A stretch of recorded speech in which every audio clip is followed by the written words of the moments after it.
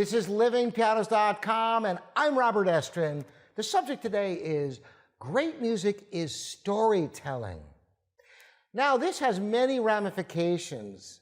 For example, a great piece of music sometimes evokes images and emotions that can tell a story, maybe not a story with words, as much as with feeling and direction. And interestingly, this is also true of great improvisations. Listen to a great jazz pianist, for example, crafting a ballad. And as it unfolds, it can remind you of so many things in your life that you can't even put into words. And that's what's so great about music.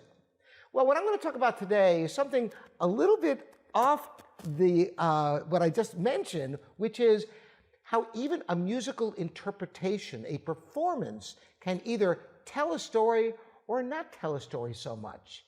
And I thought I'd challenge myself and play the beginning of Chopin's G minor ballad. And the first time, I'm going to try to play it absolutely faithfully to the score.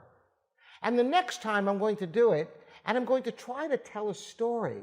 Let the notes evoke something that you feel it's going somewhere and keeping you on the edge of your seat, hopefully, wondering where it's going next, which twists and turns. Can this really be done?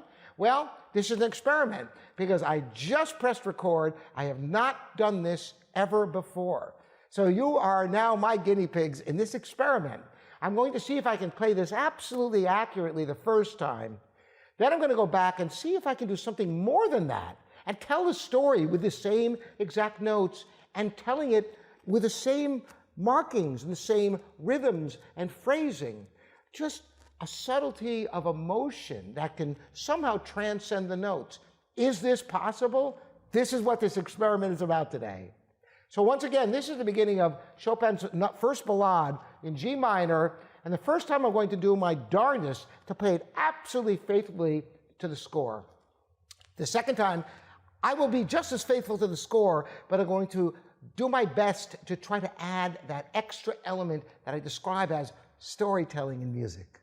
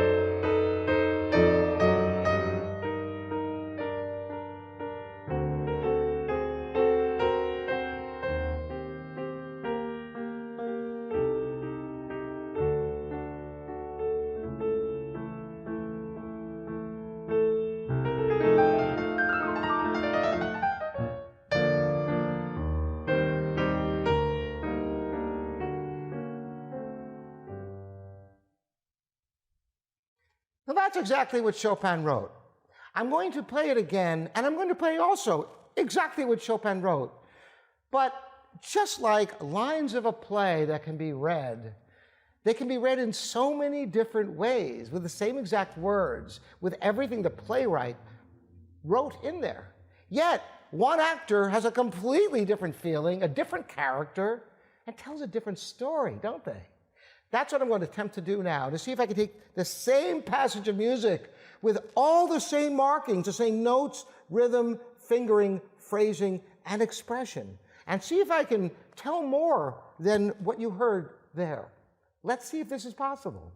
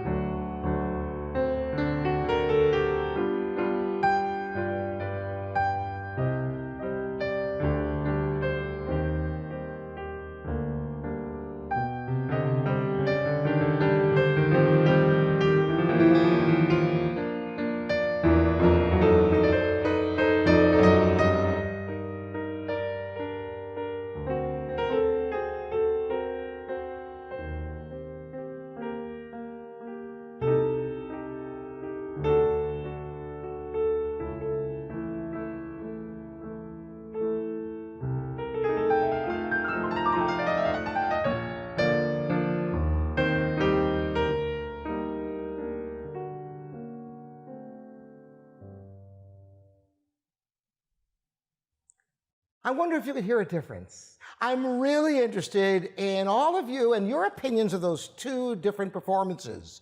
They both were accurate from a technical standpoint. All the notes and everything that Chopin wrote was in both of them. And I'm wondering what your feeling is about them, if it evoked a different sense, if they told different stories. And that's what music is all about. It's telling stories that can't be told with words. Stories of emotion.